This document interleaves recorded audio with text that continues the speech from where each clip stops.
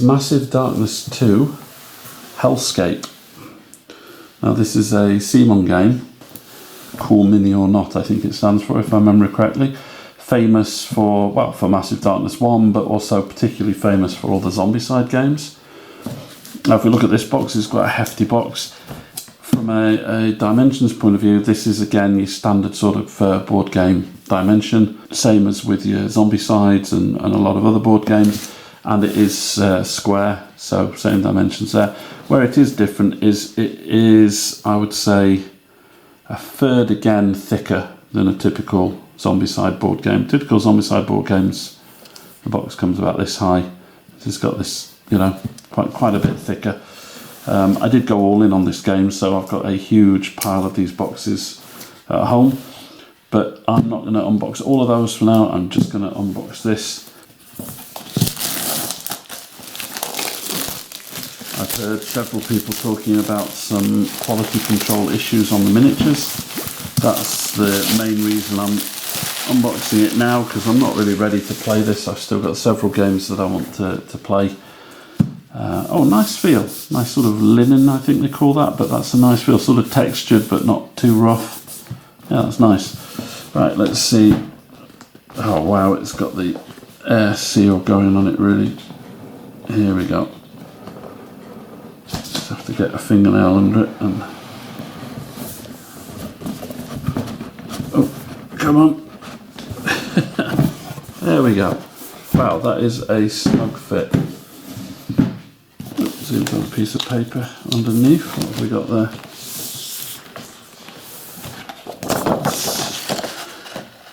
That's nice. We've got a piece of paper telling us,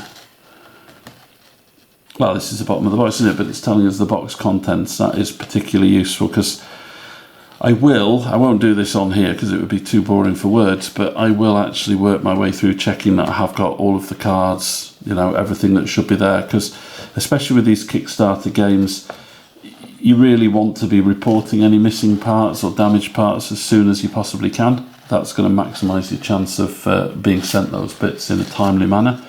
But that's really useful. That's nice that they've put that there. So let's move that here and let's have a look. First of all, we have got the rules and quests. Okay, well, let's have a look. Got a good description here of the stuff that's in the game. Got the chapters. Free digital content. Expand your game experience with free online quests. Okay, well, there you go. CMON tend to do that a lot. If you have Zombicide, you'll know that if you go to their website, you can download lots and lots of other quests, missions that people have made, which is great. It gives you loads of new games to play.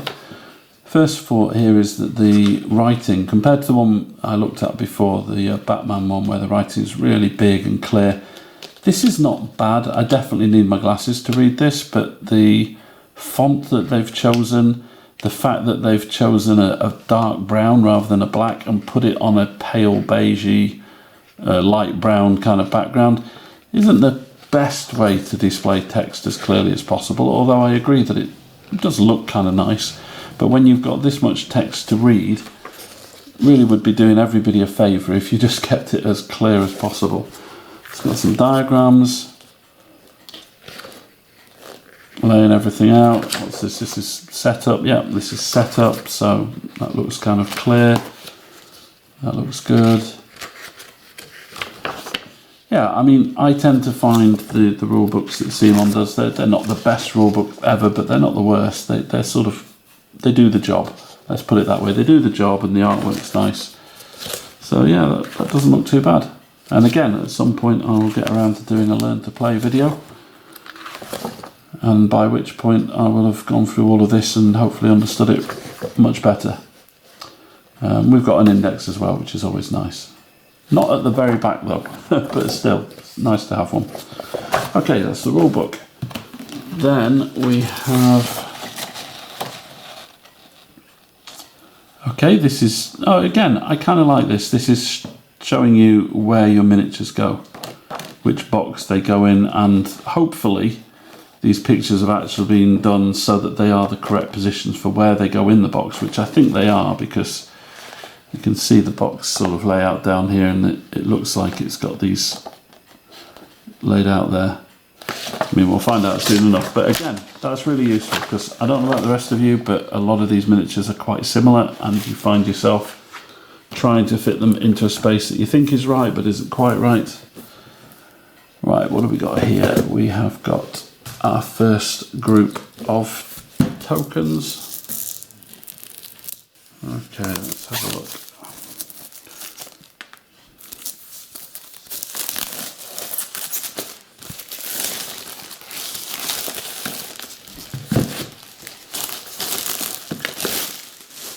Not sure what this white 3M. Okay, no idea why that was on there. It's some kind of sticky. Yeah, I think it's like double backed sticky. Is it? I think it is. I'll just put that to the side. That might be important later. Looks like we've got another character card. Underneath here we have some kind of tracker. Very thin. Doesn't really matter, I guess, if it does the job. Very thin. This feels like a normal Zombicide sort of thickness sort of player card. And then we have tokens. Let's have a look at a token. Okay, well it is thicker. That's good. I like the thickness. And it doesn't feel bad. I'm not positive. Okay, this is a bit like Bloodborne. I suspect that this is going to fray quite easily. So you're going to need to take care of these a little bit, maybe a little bit more than some games. They're certainly thick enough, so they're quite strong, but I think it's the layering and how they glue them. If you're not careful, that's going to start to just sort of peel apart. Other than that, the artwork isn't bad. I'll try, as with every CMON game that I own, it's got lots and lots of tokens. Lots and lots, oh yes, gosh, lots of tokens. Do they pop out easily? Yeah, pretty easy. Yeah, that feels good. Put those to the side. Right, let's have a look what's next in the box. We have got some kind of storage solution. Let's see, we've got, okay, not the easiest to get out, but it appears to be our first load of miniatures. Or in fact all the miniatures. Now usually they just have some tape on these, so somewhere around here I'm expecting to find some tape. Yep, it's down at the bottom here. And they'll have put this round a few sides. They usually put it on a few sides. Now obviously this storage looks great for transport, everything's been kept in place. The question really though is, what's it like for putting stuff back into when you're playing the game? It's got a small Roaming Monsters deck there, put that out of the way. Okay, let's take off the first layer. First layer comes off quite easy. And we have a tray of miniatures. Nice. None of them are forced in. No, that's great. So if we paint these, they fit really nicely, but they don't have to be forced in. Let's have a look. This one's a bit tricky to get out without gripping the actual miniature, so you're going to need to make sure if you've painted it that you've put a good couple of layers of varnish or seal or whatever, purity seal, whatever it is. Okay, now there's the first. I just noticed something fall off as I picked that up. I don't know if you can see this, but that has just dropped off from somewhere. It is a sword with a hand holding it. Now where has that come from?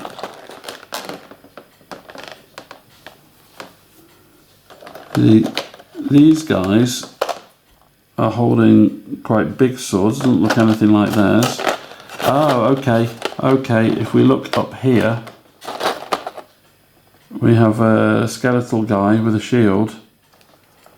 And next to him we have a skeletal guy with a shield. Now he's got a sword, same kind of sword. Yeah, okay, well this is obviously where it's come from. Now, you could argue, oh, well that's not right. I need to contact them. You know, they need to send me one that's not broken, etc., etc. But as somebody who has been putting together models and painting them and that for years, I can honestly tell you, don't waste your time. Look at that. There's no problem with that. A tiny dot of plastic glue. That'll be on there. No issue. Stuck on. Perfect. So I'm really not worried about that. What I'm more concerned about is the fact that I've got two guys with missing swords, but I've only found one in the box. So the question is, where's the other guy's sword? I imagine it's fallen down here somewhere. Might be somewhere else in the box. We'll have a look for it later. I don't want to bore you, but anyway, if anybody from CMON is or watching this, there's a bit of a quality control problem straight off the bat. And if I haven't got the other sword, now that's where things would get awkward, because I can't glue on a sword I don't have. So if I do not have the other sword, I will have to contact them to say, hey, we got a problem. Now then, we got more tape? Yeah, we got more tape, of course. Take this off and have a look in here.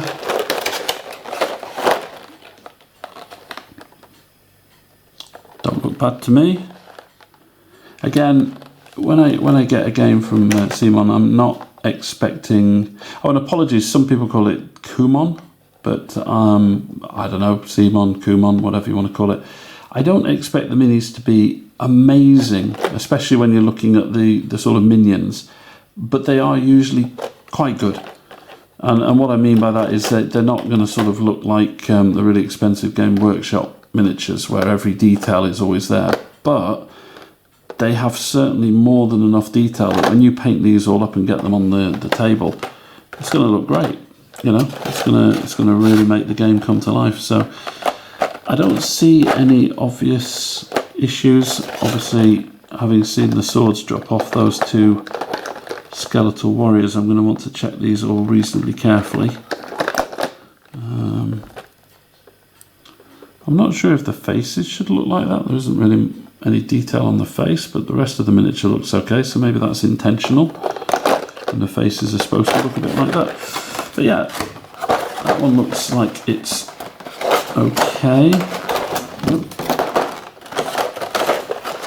Right, what's next? So then we have pop off little screen, and we have the big miniatures. Wow, and they really are big, some of those. We've got our heroes here. These have got to be the heroes in this sort of brown muddy colour.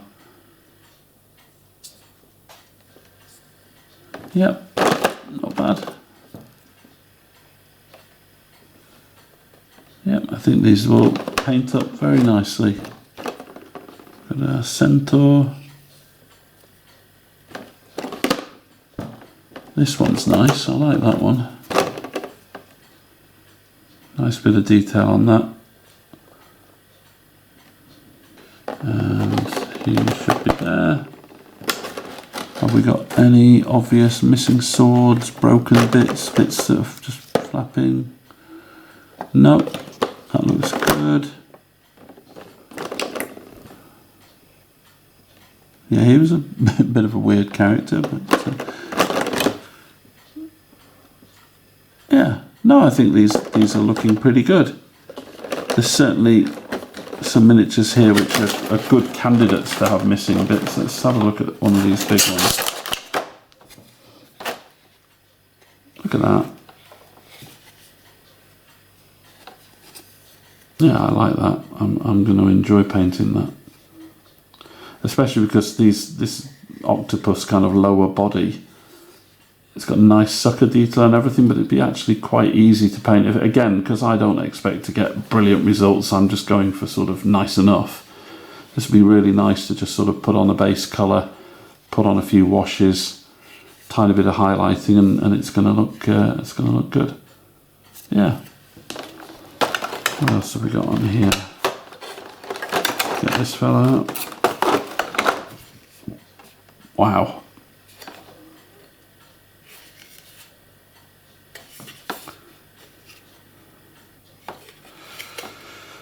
Well, yes, that's gonna take a bit of time to base coat up and get covered. It's alright, got lots of time. No rush. Yeah, good. I don't see any other damage or missing parts. Now, why doesn't this one come out? Oh, okay. That one had to be pulled out. Now let's see, does it have to be pushed in and out? Why have they done that? Every other miniature that I've just taken out all just come out easily and go back in easily, and then this one, if you paint that and you have to do that each time, that is going to pull the paint off. So I'm going to have to do something about that. I'm going to have to cut some of the plastic out or something so that it doesn't do that, because you know that's going to ruin your paint job. And it's just that one. I mean, I haven't tried taking every miniature in and out, but that is the only one that's doing that. It's just crazy.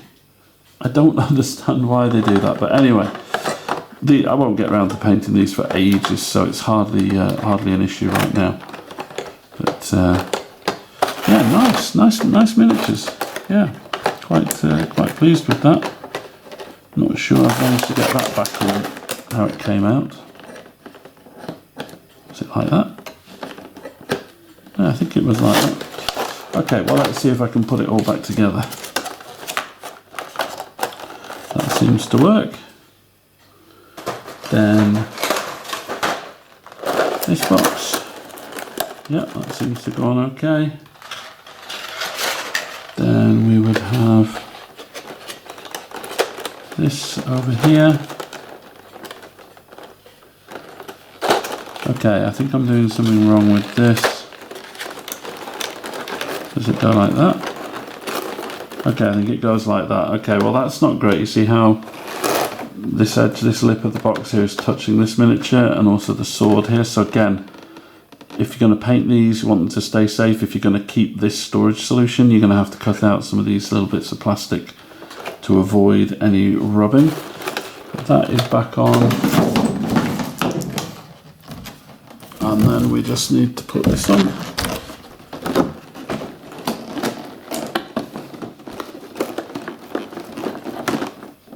Definitely done something wrong, and it's with this guy here. What have I done wrong? He does not want to go back in, that's for sure. Maybe his wing is supposed to go under. That's it. Yep, his wing needs to go under.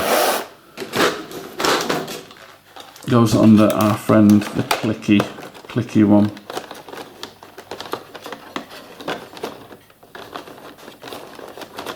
Yeah.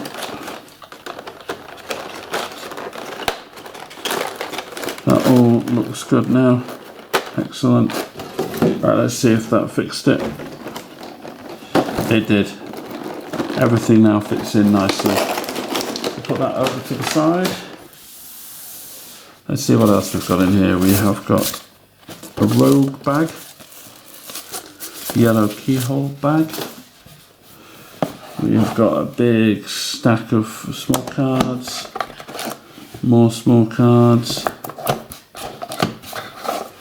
more. They've got nice simple plastic dividers there to hold them apart. That's nice, I like that. Those fit in there. That's good, they've really thought about that. That seems to hold everything really nicely. We've got our player boards, 6 of them, yeah, 6 player boards. Can't pick it up. There we go.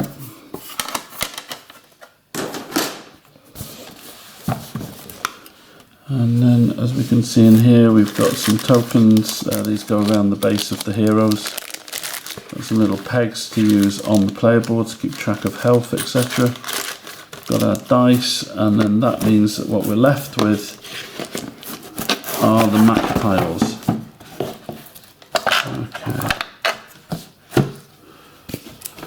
just have a look on that files. Excellent.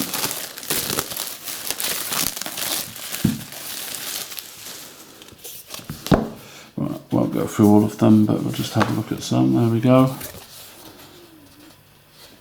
Artwork's a little bit simple, a little bit repetitive. I guess compared to Zombicide games where they put a little bit more detail onto the floor. A little bit more detail when you get into a room maybe, yeah. But a lot of this is pretty generic-y, similar type stuff. But that doesn't matter. It's still quite clear, quite easy to read. Got a few details which are nice. Yeah, yeah. And again, if we just look at the edge of the card, yeah, you can actually see the lamination there if you look carefully. You can see where the pieces are stuck. So all I can say is be careful. It's the same with Bloodborne. You've got to be careful with the cards because they do, the lamination does get damaged. So you do need to be careful. But I have to say, this is not bad. As storage solutions go, this is pretty nicely thought out. Looks like they've really considered what goes where and how. I'm going to just put some of these smaller items in here. Mustn't forget our 3M sticker. No idea if we need that or not. Then we pop this in.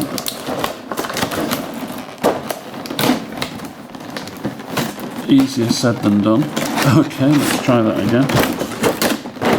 Oh, okay, it doesn't like you putting it in with the lid on.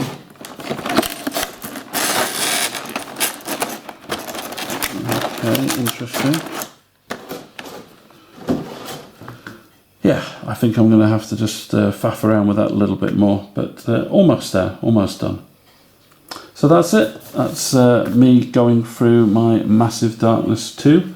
I'm going to switch off now. I'm going to have a look for that missing sword, see if it's in here somewhere. Other than that, I hope you're all well. Hope this video might be of use to some people just checking that they've got everything, or maybe you can see if you've got a similar problem with the swords dropping off.